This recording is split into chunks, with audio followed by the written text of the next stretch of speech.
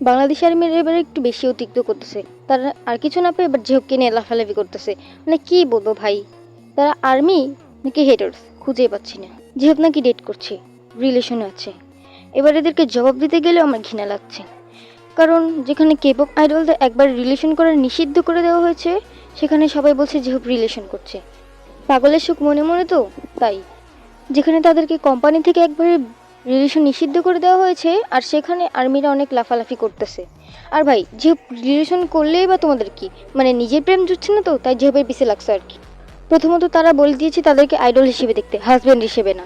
এবার যদি তোমরা না মানো এটা তোমাদের দোষ, তাই তো।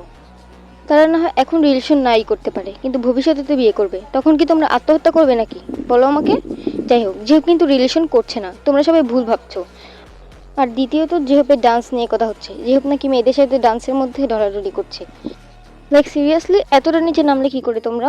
এটা তো তোমাদের থেকে আশা করিনি আমরা আর্মিরা। আর যাই হোক, যেহেপের এটা ডান্সের পার্ট ছিল তাই তাই সে করেছে। এবার তোমরা যদি মানতে না পারো এটা তোমাদের বিষয়। তোমাদের ভুল ধারণা ভেঙে তোমাদের বোঝানোর দায়িত্ব আমার ছিল, তা আমি করে দিয়েছি।